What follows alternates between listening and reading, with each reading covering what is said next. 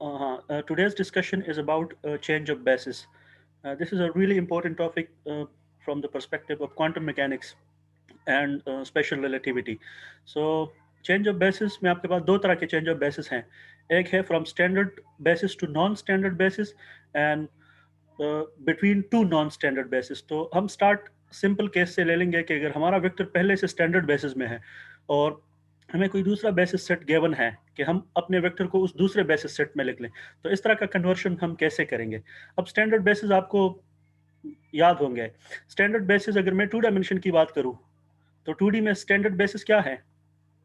10 and 01. JK 1 0 JK sir और ये I unit vector है आपका. 10 और दूसरा बेसिस क्या है? 01 दूसरा E2 basis is equal to J unit vector equal to 0 1 01. And this is J unit vector. तो मैं ये जो कन्वर्शन करूंगा, ये जो 01 चेंज ऑफ बेसिस में करूंगा, मेरा पहला जो इनिशियली मेरा वेक्टर जो होगा वो स्टैंडर्ड बेसिस के अंदर होगा. सो लेट सपोज मेरा वेक्टर ये है, ए एक वेक्टर है जो कि स्टैंडर्ड बेसिस में है, तो इसके साथ मैं सबस्क्रिप्ट में ई लिख रहता हूं, and E is for the standard basis. और वेक्टर मेरा ये है a1 e1 plus a2 e2. तो अगर मैं इस e1 और e2 की वैल्यूज पुट कर लूं तो ये जो मेरा वेक्टर है स्टैंडर्ड बेसिस के अंदर, ये किस तरह से हो जाएगा? a1 1 0 10 plus plus A2 10 01. 0 1. 0 और ये a1 a2 जो है ये वेक्टर के A201 कंपोनेंट है. ये ai जो है ये वेक्टर के कंपोनेंट है. They can be, in general case they can be complex. तो ये वेक्टर किस तरह से बनेगा इस स्टैंडर्ड बेसिस के अंदर? स्टैंडर्ड बेसिस के अंदर मेरा वेक्टर ये बन जाएगा.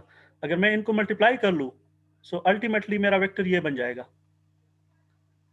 स्टैंडर्ड बेसिस के A0 अंदर. A1 तो मैं इक्वेशन 1 लेबल करता हूं. अब इस वेक्टर को मैं ज्योमेट्रिकली यहां पर इस फिगर में मैंने शो किया हुआ है. ये जो ग्रीन लाइन है, ये ग्रीन एरो जो है, दिस इज वेक्टर ए. ये मेरा वेक्टर है इन द स्टैंडर्ड बेसिस. बल्कि किसी वेक्टर के लिए बेसिस रिक्वायर्ड ही नहीं होती. मैं अब इसको दोनों बेसिस के अंदर शो करूंगा, जो नॉन स्टैंडर्ड हम जिसमें हम कन्वर्शन करेंगे. तो ये मेरा वेक्टर है ए. इसके साथ एट द मोमेंट मैं कोई बेसिस लिख नहीं रहा. This is just vector A. और ये ग्रीन लाइन जो है, this is my vector A. अगर मैं इसके कंपोनेंट फाइंड करूं तो इसके कंपोनेंट ये होंगे. देखें इस बेसिस में ये जो ब्लैक एक्सिस है ना, दीज आर माय, ये वाले, ये और ये. AX cos हाँ, theta plus AY sin theta. ये इधर आएगा तो ये कंपोनेंट क्या बनेगा इधर तक? ये A cos theta. This is a1 जो कि अलोंग e1 डायरेक्शन है. ठीक है. सिमिलरली इसका दूसरा कंपोनेंट क्या बनेगा? ये वाला, A2 ये रेड कंपोनेंट, ये A2 U2. A2 is this is equal to a2. ई जो स्टैंडर्ड बेसिस के अंदर इसके ये दो कंपोनेंट बन रहे हैं. अब वेक्टर मेरा ये वाला है, ये जो ग्रीन वेक्टर है ये मेरा वेक्टर है. अब अगर मैं कोई दूसरे बेसिस वेक्टर ले लूं, लेट सपोज मेरे पास दूसरे बेसिस वेक्टर है, लेट न्यू बेसिस ये है जिसमें मैं कन्वर्शन करना चाहता हूं. वो इस तरह के वेक्टर्स हैं. एक है v1 वेक्टर और दूसरा है v2 वेक्टर. मैं अपने वेक्टर को इस कोऑर्डिनेट सिस्टम में रिप्रेजेंट करना चाहता हूं, ये v1 और v2. और वेयर v1 मेरा ये ratio वेक्टर होगा. v1 जो है, v1 is equal to x1 y1. Two dimension की बात हो रही है. रिमेंबर, हम इस प्रॉब्लम को या चेंज ऑफ बेसिस को टू डायमेंशन में देख रहे हैं. At the end we will generalize कि यही प्रोसीजर 3D 4D और एन डायमेंशन के लिए है. सो दूसरा जो बेसिस वेक्टर है वो ये है x2 X2 Y2. y2. And remember आप देख लें, ये जो स्टैंडर्ड बेसिस हैं, स्टैंडर्ड बेसिस ये अलोंग x एक्सिस पहला है और अलोंग y एक्सिस दूसरा है. लेकिन जो मेरा नया कोऑर्डिनेट सिस्टम है, ये वाला कोऑर्डिनेट सिस्टम v1 और v2 वाला जो कोऑर्डिनेट सिस्टम मैंने लिया हुआ है, तो उसके अंदर अगर मैं वेक्टर रिप्रेजेंट कराऊंगा तो उसके बेसिस ये होंगे. नए बेसिस के अंदर अगर मैं इसी वेक्टर को लिख लूं, ये जो ग्रीन वेक्टर पहले से था ए वेक्टर, तो अगर मैं इसको नए बेसिस में लिख लूं तो ये वेक्टर किस तरह से होगा? in new basis, the same vector will become,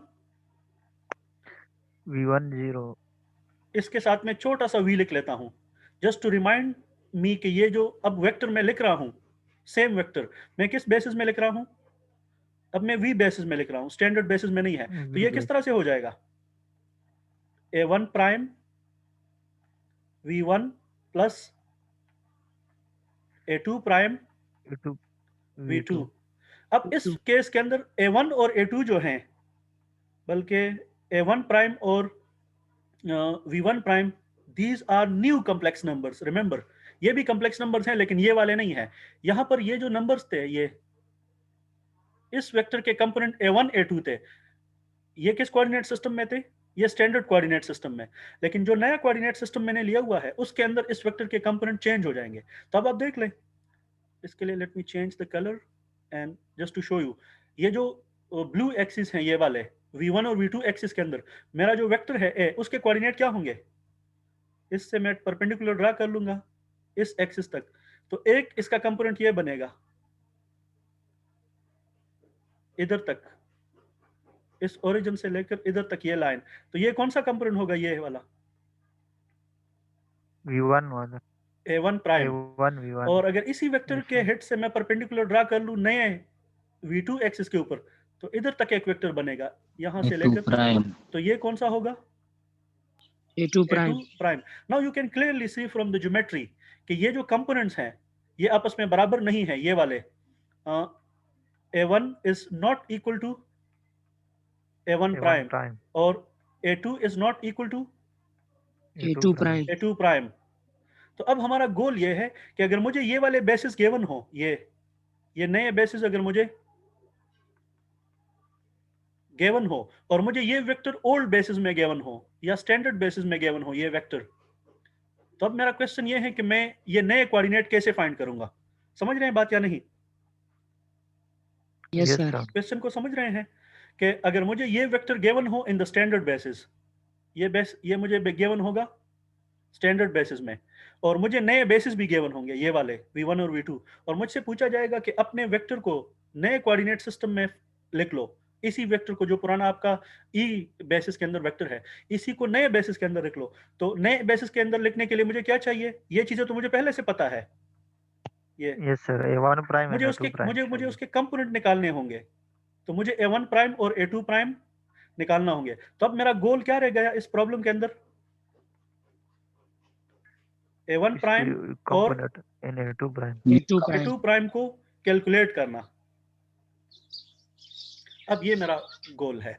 अब कंसेप्चुअली यहाँ पर क्या हो रहा है, let me ask you a question कि अगर इस वेक्टर को मैं स्टैंडर्ड बेसिस में लिख लूँ जो ये वाले हैं, या इस नए बेसिस में लिख लूँ जो ये वाले हैं, तो क्या वेक्टर पे कोई फर्क आ रहा है, वेक्टर का जो लेंथ है या जो वेक्टर जहां पर था उस पर कोई फर्क आ रहा है, या इस पूरे No, sir. प्रोसेस के अंदर ये जो No, sir. Change of basis का जो मैंने प्रोसेस किया हुआ है उसके अंदर वेक्टर को मैंने बिल्कुल भी नहीं छेड़ा। वेक्टर पहले जिस पोजीशन पे था अब भी वही है। ये ग्रीन लाइन जो है ये मेरा ओरिजिनल Yes, sir. वेक्टर है। Components change हो गए. कंपोनेंट चेंज हो रहे हैं, कंपोनेंट ट्रांसफॉर्म हो रहे हैं, और इसी चीज को कहा जाता है चेंज ऑफ बेसिस। अब इसको कैलकुलेट करने के लिए ये जो मेरा गोल है, इस गोल को अचीव करने के लिए मैं कौन सा आइडिया यूज करूंगा। मैथमेटिकली आपके जहन में कुछ आ रहा है कि अगर मुझे ये कंपोनेंट चाहिए ये वाले, तो मेरे प्रॉब्लम के अंदर अननोन क्या है, प्रॉब्लम के अंदर अननोन सिर्फ ये है और ये कंपोनेंट्स yes है। sir component बाकी मुझे ये भी transformation पता है, मुझे ये कंपोनेंट्स पहले से, ये स्टैंडर्ड बेसिस पहले से पता है कि ये स्टैंडर्ड बेसिस हैं, और मुझे ये ऑलरेडी ये वेक्टर पूरा का पूरा पता है, तो मुझे इसके कंपोनेंट भी पता है। अब सिर्फ और सिर्फ मुझे क्या चाहिए, ये वाले ये नए कंपोनेंट्स मुझे चाहिए। So how should I proceed to calculate these components? ये Any idea? ट्रांसफॉर्मेशन जो ट्रांसलेशन मैट्रिसेस हमने की थी उसकी जरिए हाँ ठीक है, हमने रोटेशन मैट्रिसेस या ट्रांसलेशन मैट्रिसेस पढ़े थे। ये काइंड ऑफ उसका प्रूफ हो जाएगा, उसको वो तो हमने विदाउट प्रूफ वो चीज़ें लिखी थी, तो ये बिल्कुल तकरीबन उसी का काइंड ऑफ प्रूफ है। सो यू विल सी कि मेरा जो इसको प्रॉब्लम को हल करने का जो प्रोसीजर होगा वो यही होगा कि ये जो मेरा वेक्टर है, अगर इसको मैं नाम दूँ 2, v बेसिस के अंदर जो वेक्टर है, और यहाँ पर जो मेरा वेक्टर है जो स्टैंडर्ड बेसिस के अंदर है, अगर इसको मैंने यहाँ पर, बल्कि यहाँ पर मुझे थोड़ी सी वैल्यूज पुट करनी है, ये v1 और v2 की मैं वैल्यूज लगाता हूँ, फिर मैं इसको इक्वेशन 2 नाम दे दूंगा। So let me go to the other page. यहाँ पर अब मैं ऑपरेशन कर रहा हूँ, मैं v1 की वैल्यू पुट करूंगा इस इक्वेशन में और v2 की वैल्यू पुट करूंगा, तो मेरा जो value वेक्टर बनेगा वो इस फॉर्म में आ जाएगा नए बेसिस में। So let's do this. If I put those values, तो वेक्टर मेरा ये है a1 प्राइम, v1 की वैल्यू पुट कर ले, प्लस ये वेक्टर v बेसिस में है, और a2 prime x2 y2। This implies that जो मेरा a वेक्टर बनेगा v बेसिस के अंदर वो किस तरह से होगा, सिंपल अलजेब्रा है, नथिंग A1 कॉम्प्लिकेटेड। X1 और A1 Y1 A2 this X2 is y1 plus A2 dash X2 A2 X2 A2 Y2 a2 dash y2। और थोड़ा सा अगर मैं इसको फर्दर रीअरेंज करके लिख लूँ, तो ये जो वेक्टर है v बेसिस के अंदर किस तरह से हो जाएगा, A1 dash X1 plus a1 dash x1 plus plus a2 A2 dash dash X2 A2 dash X2 और ये वाला A1 dash Y1 a1 dash A1 y1 A1 dash Y1 plus A2 dash Y2 plus a2 dash y2। इसको मैं नाम दे देता हूँ equation 2। 2 अब ये जो मेरा वेक्टर है this is in the new basis, और ये जो मेरा वेक्टर है this is in the standard basis. अब वेक्टर पे कोई फर्क नहीं आया है, चेंज ऑफ बेसिस करने से वेक्टर वही रहता है, जो वेक्टर यहाँ पर था और जो वेक्टर नए बेसिस के अंदर था। तो मैं इक्वेशन 1 और इक्वेशन 2 को इक्वेट कर दूंगा, क्योंकि वेक्टर पे एज सच कोई फर्क नहीं आया है, geometrically you can see that. So as the vector is invariant, the vector the transformation is invariant under this transformation. This is the technical word used in the linear algebra or in special relativity and something like that. So as the vector is invariant under this transformation, under this change of basis, under this change of basis, so vector in the standard basis is the same as vector in the new basis. Ab put values from, put 1 and 2 here. So this implies that standard basis के अंदर vector क्या था, a1 A2 a2, A2 और इधर vector क्या is है, equal to A1 prime X1 plus a1 A2 prime prime A1 prime x1 X1 plus a2 prime A2 prime X2 x2, यहाँ पर a1 prime A1 y1 prime plus Y1 a2 prime। A1 A2 prime prime Y2 Y1 अब इस equation को मैं इस तरह से लिख सकता हूँ, A2 this prime is Y2 a trivial step, you can verify this, कि मैं इसको मैट्रिक्स और वेक्टर प्रोडक्ट में लिख सकता हूँ या नहीं। x1 y1 x2 y2 और यहाँ पर a1 prime a2 prime. Can I do this? आप इस मल्टीप्लिकेशन को परफॉर्म कर ले, यू विल सी कि आपको दोबारा यही चीज मिलेगा। ठीक है, yes sir सो अब ये मेरे पास एक मैट्रिक्स आ गया, ये let me call this matrix as a transformation T, इसको मैं नाम दे देता हूँ T। So this equation will take this form, a1 a2 is equal to T which is a transformation, और ये क्या है, a1 बार A1 prime A2 bar a2 बार। हाँ, इस चीज को मैं इस तरह से लिख सकता हूँ in the Dirac notation. What is this thing? This is standard basis. This is vector in the standard basis. What is this thing? This is vector in the New basis. V basis. this is vector in the new basis. So can I write this like such? Look at.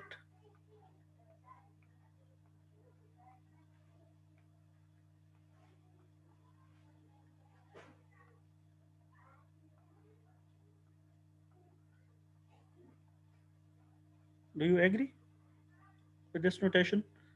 मैंने क्या किया है, मैंने इस side को पहले लिखा है, ये वाला इस साइड को मैंने पहले लिखा है और दूसरी तरफ को बाद में लिखा हुआ है, सिर्फ मैंने ऑर्डर स्वैप कर लिया, तो ये साइड पहले आ गया, ये दूसरी तरफ, तो ये आपका ट्रांसफॉर्मेशन इक्वेशन आ गया। और यहाँ पर जो मैट्रिक्स है, ये मैट्रिक्स,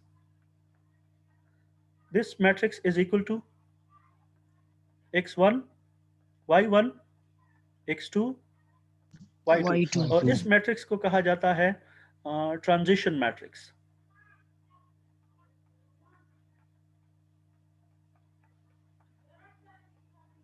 मैं भी लिटरेचर के अंदर दूसरे भी इसके नाम हो, but this does not matter कि इसका नाम क्या है, बट आपको इसका फंक्शन पता होना चाहिए कि ये कर क्या रहा है। अब देख ले, if you look at this equation, मेरा गोल क्या है? मेरा गोल असल में ये है, मुझे ये चीज फाइंड करनी है। समझ रहे हैं बात या नहीं? Yes sir. Yes, sir. तो इस इक्वेशन को मैं थोड़ा सा रीअरेंज करता हूं, लेकिन इस इक्वेशन में ये जो मैट्रिक्स है, जरा इसको थोड़ा सा गौर से देख ले। मैट्रिक्स में क्या हो रहा है, मैट्रिक्स का कंपोजिशन क्या है, कैसे बना हुआ है। So if you closely observe this matrix, तो यहां पर आप आ जाए, ये आपका पहला बेसिस वेक्टर है और ये आपका दूसरा बेसिस वेक्टर है, और ये वेक्टर कहां पर अपीयर हो रहे हैं? अब लुक एट, पहला कॉलम क्या है? पहला बेसिस Yes वेक्टर। sir. वो दूसरा V1 कॉलम क्या है? V2 basis. दूसरा बेसिस V2. वेक्टर। तो ये जो मैट्रिक्स है, इसका कंस्ट्रक्शन हमें पता चल रहा है यहाँ से कि ये कोई आर्बिट्ररी मैट्रिक्स नहीं है, बल्कि ये मैट्रिक्स किस चीज से बना है? ये आपके जो नए बेसिस हैं, इसके कॉलम उनके वेक्टर्स हैं। जो आपके नए बेसिस है ना, वो यहाँ पर कॉलम्स में आ रहे हैं। पहला कॉलम पहला नया बेसिस है और दूसरा कॉलम दूसरा नया बेसिस है। तो इट मीन हमें ये ट्रांजिशन मैट्रिक्स अगर हम चेंज ऑफ बेसिस करेंगे, तो हमें चूंकि ये चीज गिवन होगी प्रॉब्लम के अंदर, ये बेसिस और ये बेसिस मुझे पता होंगी, तो इससे मैं ट्रांजिशन मैट्रिक्स आराम से फाइंड कर सकूंगा। तो कैसे बनाऊंगा? पहला वेक्टर इस तरह से रख लूंगा कॉलम में, और दूसरा वेक्टर इस तरह से रख लूंगा, दूसरा कॉलम। दूसरा कॉलम इधर से बन जाएगा ऐसे करके। तो ये ट्रांजिशन मैट्रिक्स आराम से बन सकता है मेरे पास, जब मुझे बेसिस वेक्टर गिवन हो। अब थोड़ा सा ऑपरेशन करते हैं। एक और चीज यहाँ पर नोट कर लें, वो ये है कि ये आपके पास ये जो वेक्टर्स हैं, ये बेसिस हैं, ये न्यू बेसिस हैं। अब अगर ये न्यू बेसिस हैं, तो बेसिस के लिए क्या होना चाहिए कि ये आपस में क्या होंगे? लीनियरली ऑर्थोनॉर्मल होंगे। ऑर्थोनॉर्मल होना जरूरी नहीं है, लेकिन लीनियरली इंडिपेंडेंट होना जरूरी है। ये जो वेक्टर्स हैं V1 और V2, ये आपस में लीनियरली इंडिपेंडेंट जरूर होंगे। एक को दूसरे के स्केलर मल्टीपल में नहीं लिखा जा सकेगा। आप इस तरह से कह सकते हैं कि V1 will not be equal to some constant time V2। इसका मतलब है कि ये लीनियरली इंडिपेंडेंट है। अब जब ये लीनियरली इंडिपेंडेंट है, तो ये जो मैट्रिक्स है यहाँ पर, इनके कॉलम से जो मैट्रिक्स बना है, उस मैट्रिक्स का इनवर्स पॉसिबल होगा। ये बात बहुत लाजमी है। अगर ये लीनियरली डिपेंडेंट होते तो फिर जरूरी नहीं था कि इस मैट्रिक्स का इनवर्स पॉसिबल होता। सो हम यहाँ पर लिख सकते हैं कि फ्रॉम हियर, कि जब हमारे ये जो हमें V1 और V2 वेक्टर गिवन है एज अ बेसिस, तो इनसे ये टी मैट्रिक्स बन रहा है। तो ये चूंकि आपस में लीनियरली इंडिपेंडेंट है, so this implies that T inverse is possible. इसका इनवर्स एग्जिस्ट कर सकता है। अगर ये लीनियरली डिपेंडेंट होते तो फिर हम डाउटफुल रहते कि इसका फिर इनवर्स पॉसिबल होता या ना होता, लेकिन इस केस के अंदर इसका इनवर्स डेफिनेटली पॉसिबल है। तो थोड़ा सा मैं वो ऑपरेशन करता हूँ, मैं इसके इनवर्स को दोनों साइड से मल्टीप्लाई करता हूँ। उससे फायदा ये होगा कि मुझे ये चीज मिल जाएगी जो मेरा गोल है, जो मैं फाइंड करना चाहता हूँ। So let's do this operation. चले मैं ये चीज फिर से लिख लेता हूँ कि दिस इज, कि आपको फिर पता चले कि मैं क्या ऑपरेशन करूंगा। this is the matrix which is acting on V basis and you are getting your vector in the E basis. मैं चाहता हूं कि ये साइट मुझे AV के लिए मैं इसको सॉल्व करना चाहता हूं. So multiply Inverse both side by inverse. T inverse. T inverse from this side, इस साइड से मल्टीप्लाई कर ले, इधर से, इस तरफ से, from I don't know whether this is left or right. Identity I guess. So इससे क्या आएगा, यहां से मल्टीप्लाई कर ले इसको और इधर से भी ये इस साइड से मल्टीप्लाई हो जाएगा. रिमेंबर कि this order is really important, ये ऑर्डर बहुत इंपॉर्टेंट है. तो यहां से क्या बनेगा, T इंटू टी इनवर्स क्या हो जाएगा, आइडेंटिटी मैट्रिक्स. और आइडेंटिटी किसी के साथ लिखना या ना लिखना इट डज नॉट मैटर. तो क्या बनेगा आपका AV vector new basis. Is is equal equal to AE. T inverse AE. AE. Now this is it. हमें अपना गोल मिल गया है, ये जो हमें रिक्वायर्ड था हमें मिल गया. या अगर मैं इसको जो नॉर्मल वेक्टर नोटेशन है अगर उसमें मैं लिख लूं तो ये चीज इस तरह से हो जाएगी, A1 bar is equal to A2 bar is equal to T inverse A1 A2. This is now my transformation equation. ये मेरा ट्रांसफॉर्मेशन इक्वेशन आ गया. अब मुझे क्या क्या चीजें गिवन होती है यूजुअली इन प्रॉब्लम्स.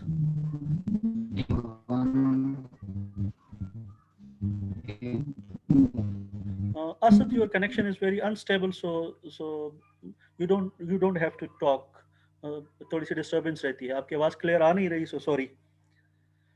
हाँ, इन प्रॉब्लम्स हमें यूजुअली क्या होता है, इन प्रॉब्लम्स हमें बेसिस गिवन होते हैं.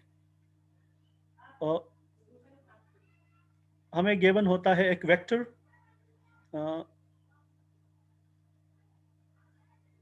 जनरली हमें गिवन होता है एक वेक्टर, और ये वेक्टर हमें गिवन होता है इन द स्टैंडर्ड बेसिस.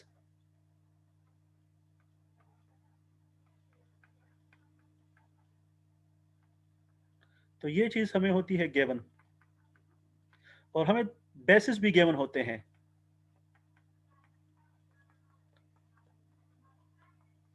उसके अंदर अगर 2 डायमेंशन है तो 2 बेसिस हमें चाहिए, तो ये भी हमें गिवन होती है. और रिक्वायर्ड क्या होता है कि अगर इस वेक्टर का नाम v है और ये हमें e बेसिस में गिवन है, तो रिक्वायर्ड ये होता है कि आप नए बेसिस में ये वेक्टर फाइंड करो कि A1 बार और A2 बार की क्या वैल्यू है. ये प्रॉब्लम होता है. अब इस प्रॉब्लम के अंदर ये हमारे पास इक्वेशन है, ट्रांसफॉर्मेशन इससे हम करेंगे. This is the transformation equation. इसके अंदर ये मेरा अननोन है, दिस साइड इज अननोन, और ये तरफ ये मुझे नोन है या मुझे गिवन है.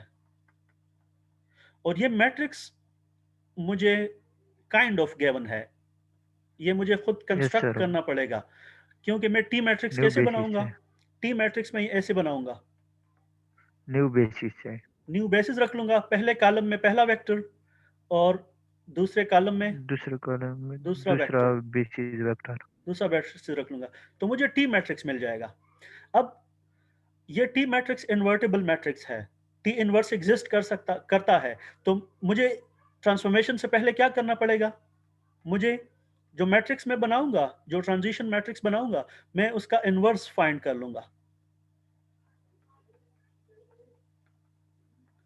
जब इनवर्स फाइंड करूंगा तो फिर मैं यहां पर उसकी वैल्यू पुट करूंगा, और इस इनवर्स मैट्रिक्स को इसके ऊपर अप्लाई करूंगा, तो मुझे अपने नए जो कोऑर्डिनेट्स है वो मुझे मिल जाएंगे. And that's it. इतना सिंपल प्रोसेस है. अब ये प्रोसेस हमने 2 डायमेंशन के लिए कर लिया. This is true for any dimensions. ठीक है. So let's